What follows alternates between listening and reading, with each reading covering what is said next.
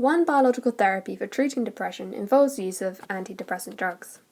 Today we're going to be looking at tricyclics and selective serotonin reuptake inhibitors.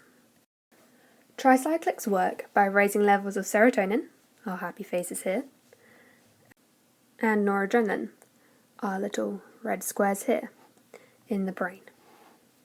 So in this slide we have our presynaptic neurone, this big blue thing here, and our postsynaptic neurone, this thing here.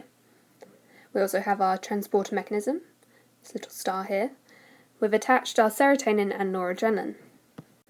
Now what tricyclics do is they block the transporter mechanism that reabsorbs both serotonin and noradrenaline into the presynaptic cell, resulting in a slowing down of the reabsorption.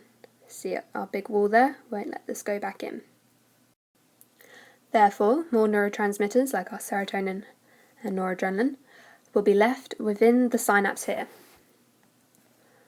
increasing activity at the postsynaptic receptors here. This will prolong their activity and hopefully alleviate depressive symptoms. Another antidepressant used are selective serotonin reuptake inhibitors, otherwise known as SSRIs. These work similarly to tricyclics, however, instead of blocking the reuptake of different neurotransmitters, they block mainly serotonin, which increases its availability to activate neighbouring brain cells here. This results in a reduction of depressive symptoms. An example of the new SSRIs is Prozac.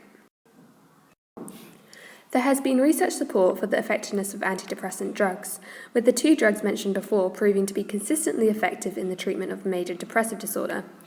Gitlin, our little psychologist here, compared antidepressant drugs with placebos, finding them to be effective in 65 to 75% of the time,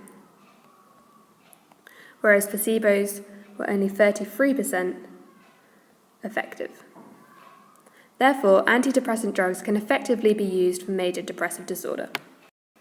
An issue with drug therapies, however, is it could be argued to be inappropriate as they merely treat and mask the symptoms rather than deal with the root cause of depression, which could possibly be psychological in nature. Therefore, patients are likely to only see an improvement provided they keep taking the drugs, which risks potential dependency and addiction. Therefore, this weakens the biological therapies as there may be a more appropriate therapy for a patient. Research to support the previous statement comes from Holland et al. 2005, who found that drug treatments are only effective provided patients continue to take them, as relapse rates are at a high when they stop. Therefore, drugs may only be an effective short-term solution, however inappropriate for the long-term cure of depression. A limitation of biological therapies is that there can be severe side effects, as it has been found that there is a possibility that drug use may increase suicidal thoughts in vulnerable people. Ferguson et al. 2005 did a review of studies comparing SSRIs with other treatments or with a placebo condition, and found that those treated with SSRIs were twice as likely to attempt suicide. This suggests that before prescribing drugs like these, we must look at other options available that are less risky, or to consider not prescribing SSRIs to people classified as vulnerable. A strength for antidepressant drugs which would make them more cost and time effective is the relative ease they provide. Consuming drugs are much easier and cost effective than other forms of therapy such as CBT treatments, making antidepressant drugs more effective and appropriate for depression sufferers. Another criticism of chemotherapy is that it could be argued to be deterministic and inappropriate, as they reinforce the patient's belief that they have no control over their depressive symptoms. CBT treatments have been found to be more effective and provide a more curative treatment in the long term, weakening the case for the appropriateness out of drug therapies as psychological therapies may be more suitable. Drugs have also been shown to work less well with those who have already been treated with drug treatment.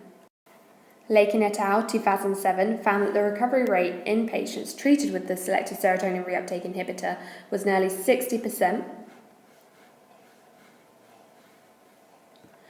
among those who had never received drug therapy before, but was under 20% among those who had received drug therapy for depression twice or more in the past.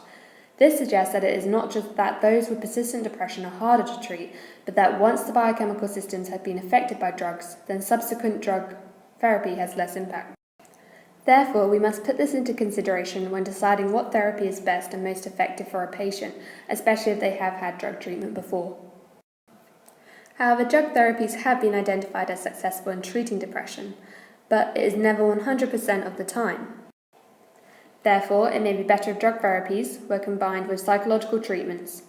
In this way, the drug can be used to manage the severe cases of depression enough for them to engage with psychological therapies which may provide more longer-lasting effects.